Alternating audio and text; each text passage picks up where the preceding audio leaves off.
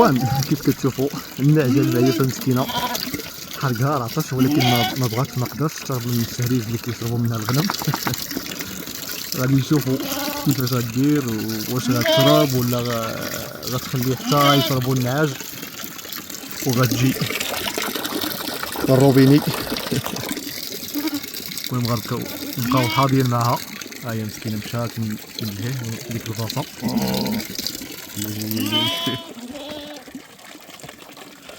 بعيد عليها شويه،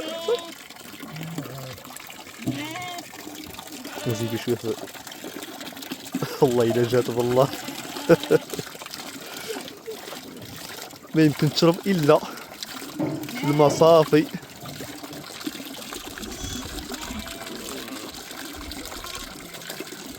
هذه هي النعجه المعيفه الاخوان.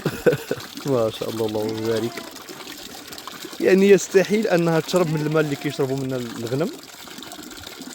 ما عرفتش واش كتلقى فيه الريحه، واش ما عرفتش شنو السبب.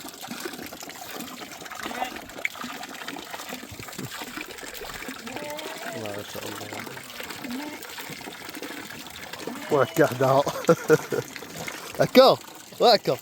هي انت بغيتي تشرب من الروبيني ولا؟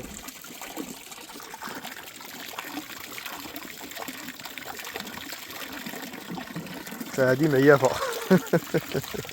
ولكن ماشي بحال هذه صراحه، بحال النعاج الاخرين كاين اللي كيشربوا من المنبع مباشره، ولكن الا ما لقاوش مثلا يعني كتشربهم في الدار ولا كذا، اولا كتوردهم في الدار يعني كيشربوا عادي. عادي لا الا ما لقاتش الماء نقي من الروبيني مباشره ما تشربش.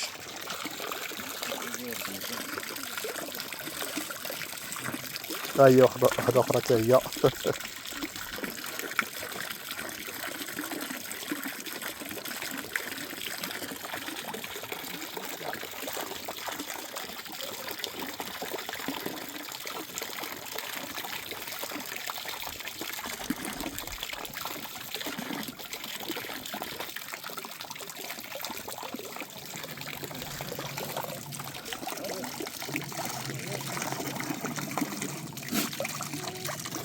هذيك الصغيره الا كتقلب على الماء مسكينه خصها تشرب كيفاش؟ واش حتى نمشيو للدار ونشربوها ولا شنو؟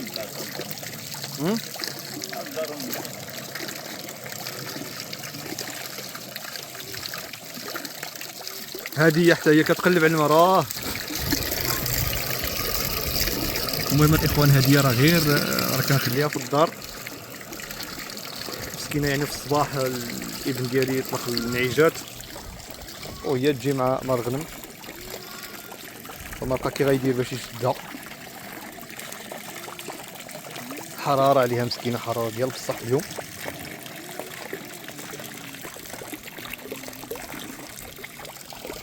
هكا نزيد عليه الماء في التيو، هذا هو علاش ما حتى هو راه بغا يشرب من الروبيني مباشره.